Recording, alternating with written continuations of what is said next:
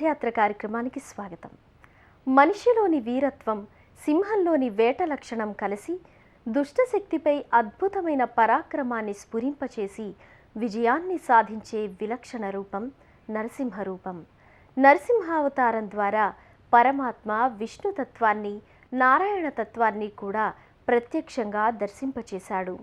విష్ణుతత్వానికి పరీక్ష పెట్టి ద్వేషించిన అసురీ ప్రవృత్తి అయిన హిరణ్యకశిపుని సంహరించి అస్తిత్వాన్ని నిరూపించుకునేందుకు వెంటనే ప్రాదుర్భవించిన దైవీ ప్రవృత్తి నృసింహావతారం. ఆత్మసాధకులకు, హృదయోపాసకులకు అత్యంత ప్రీతిపాత్రుడు నృసింహుడు. అలాంటి విశిష్ట స్వరూపుడైన నృసింహస్వామి భక్తాభీష్టదాయకుడు. భక్తజన సంరక్షణ కోసం స్వామి సర్వత్రా తన రూపాల్ని ప్రకటించాడు. ఆ సంవిధానంలోనిదే తూర్పుగోదావరి జిల్లాలోని కోరుకొండ శ్రీ లక్ష్మీ నరసింహస్వామి వారి దేవస్థానం. తూర్పుగోదావరి జిల్లాలో ఎన్నో సుప్రసిద్ధ క్షేత్రాలున్నాయి. ఆ పరంపరలోనిదే కోరుకొండ లక్ష్మీ నరసింహస్వామి దేవస్థానం.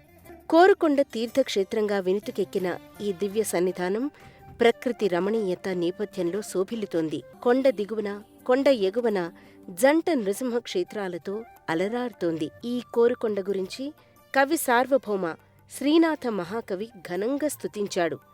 వేదాద్రి నరసింహ విపుల వక్షస్థలి, కల్హర మాలిక గంధలహరి అని వర్ణించాడు. ఈ కొండకు వేదాద్రి, సువర్ణగిరి, పారిజాతగిరి, కోనగిరి అనే పేర్లున్నాయి. ఈ క్షేత్రానికి సంబంధించిన వివరాలు క్రీస్తు శకం 1303 నాటి శాసనంలో స్పష్టంగా ఉన్నాయి. ధాన్యపు రాశి వలె ఈ కొండ ఉండటం వల్ల దీనికి కోరుకొండ అనే పేరు ఏర్పడిందని చెప్తారు. పరాశర మహర్షి తపోస్థలిగా ప్రసిద్ధి చెందిన ఈ శిఖరానికి పరాశర శైలమని, పరాశర గిరి అనే పేర్లు కూడా ఉన్నాయి. పరాశరుని తపస్సుకి మెచ్చి స్వామి ప్రత్యక్షం కాగా ఆ మహర్షి కోరిక మేరకు నృసింహస్వామి లక్ష్మీ సమేతంగా ఇక్కడ వెలిశాడని ప్రతీతి. సంప్రదాయ రీత్యా నరసింహస్వామి విజయాన్ని అందించే వేల్పు. రాజ్యలక్ష్మీ సమేతుడై, శత్రు భయంకరుడై, ఆర్తుల ఆర్తిని పోగొట్టే ఆర్తత్రాయణ పరాయణుడు. అలాంటి దివ్యమంగళమూర్తి నెలకొన్న కోరుకొండ శ్రీ లక్ష్మీ నరసింహస్వామి వారి సన్నిధానం ఎన్నో పురాణ విశేషాలతో అలరారుతోంది. పాండవులు తమ అరణ్యవాస కాలంలో ఇక్కడకు సమీపంలో గల కొండపై కొంతకాలం నివసించి కోరుకొండ శ్రీ లక్ష్మీ నరసింహస్వామిని ఆరాధించినట్లు చెబుతారు. జ్ఞాన, శక్తి, బల, ఐశ్వర్య, వీర, తేజస్సులనే షడ్గుణాలు కలిగిన పూర్ణావతారం నరసింహావతారం. అలాంటి సంపూర్ణ అవతారమూర్తి అయిన నరసింహస్వామి గర్భాలయంలో లక్ష్మీ సమేతుడై దర్శనమిస్తాడు. ఉత్తరాభిముఖంగా కొలువు తీరి ఉండే కోరుకొండ నరసింహుడు, భక్తులారా వరాలు కోరుకోండి, కొండంత వరాల్ని అనుగ్రహిస్తానన్నట్టుగా అభయముద్రతో ప్రకటితమవుతాడు. గర్భాలయంలో స్వయం వ్యక్తమూర్తిగా లక్ష్మీ నరసింహస్వామి 9 అంగుళాల ఎత్తుగల విగ్రహ రూపంలో దర్శనమిస్తాడు.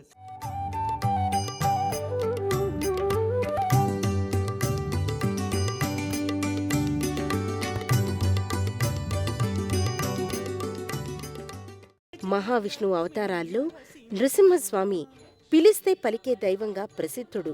ప్రధాన సింహద్వారానికి ఎదురుగా పశ్చిమాభిముఖంగా స్వామివారి మరియొక విగ్రహం ఉంటుంది. భక్తుల ఆర్తిని తొలగించి వారికి అరిషడ్వర్గాల నుంచి విముక్తి కలిగిస్తాడని ప్రతీతి.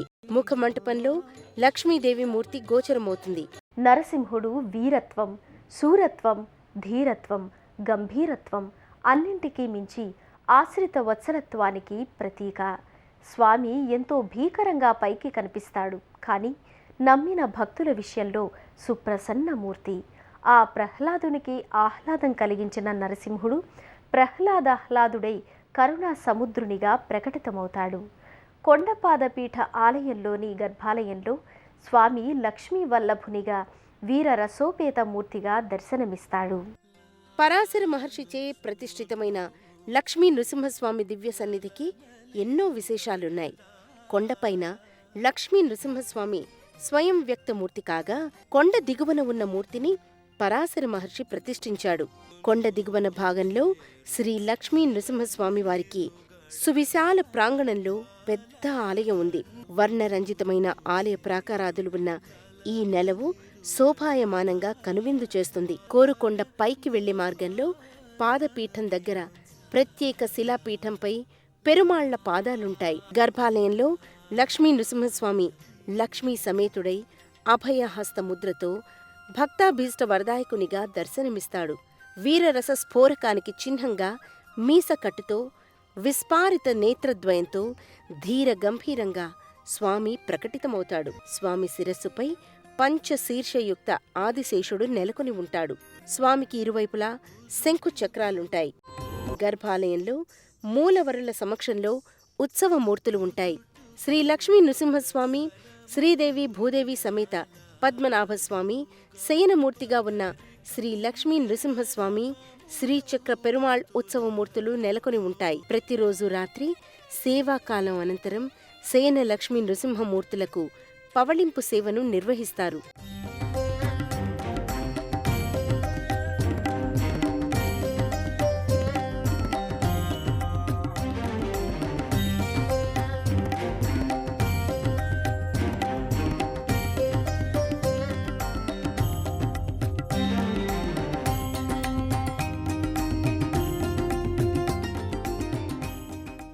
గర్భాలయానికి వెలుపల మంటపంలో లక్ష్మీదేవి, ఆండాళ్ దేవి వేంచేసి ఉంటారు.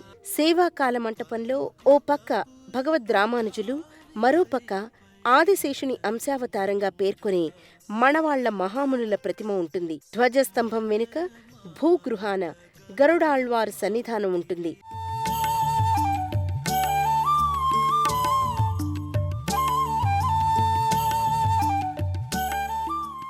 స్తంభం మనోనిశ్చలత్వానికి ప్రతీక, ఆ స్థితి యోగ మార్గానికి సూచిక.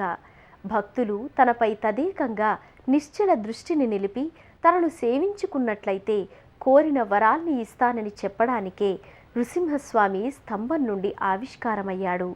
అలాంటి దివ్య ప్రసన్నమూర్తి అయిన లక్ష్మీ నరసింహుని కోరుకొండ క్షేత్రంలో ఏడాది పొడవునా ఉత్సవ పరంపర కొనసాగుతుంది. ప్రపంచంలోకెల్లా విష్ణుమూర్తి యొక్క అవతారాల్లో అతి చిన్న స్వామి, గుడితో సహా వెలిసినటువంటి ఏకైక స్వామి మన ఈ కోరుకొండ లక్ష్మీ నృసింహస్వామి. స్వామివారికి నిత్యము కూడా ఉదయాన్నే సుప్రభాత సేవతో పాల్గొని సాయంకాలం పౌలింపు సేవతో పూర్తి అవుతాయి కార్యక్రమాలు. స్వామివారికి ఉత్సవాలు వచ్చేసి ఫాల్గుణ మాసంలో వచ్చేటువంటి ఫాల్గుణ శుద్ధ ఏకాదశికి స్వామివారి యొక్క రథోత్సవంతో ప్రారంభమై చివరి రోజు స్వామివారికి పవలింపుతో, అంటే పౌర్ణమి రోజున స్వామివారికి పవలింపోత్సవం జరుగుతుంటుంది, పుష్పోత్సవం. ఆ రోజుతో ఆఖరవుతాయి ఉత్సవాలన్నీ కూడా. అహంకారంతో, ప్రలోభాలతో, శరీరాకృతితో మనల్ని పీడించే పలు రకాల బాధల్ని వివేకమనే నఖాగ్రాలతో చీల్చి ఉపశమింపచేసే వాత్సల్య రూపుడు శ్రీ లక్ష్మీ నరసింహుడు. అందుకే ఆదిశంకరులు శ్రీ లక్ష్మీ నృసింహ మమదేహి కరావలంబం అని స్వామిని స్తుతించారు. నృసింహనామాన్ని తలుచుకుంటే చాలు సకల ఈతి బాధలు, సకల అరిష్టాలు తొలగుతాయని ఎందరికో విశ్వాసం. అలాంటి కోరుకొండ శ్రీ లక్ష్మీ నరసింహస్వామి దివ్యకృప మనందరిపై సదా విలసిల్లాలని భక్తిపూర్వకంగా ప్రార్థిద్దాం.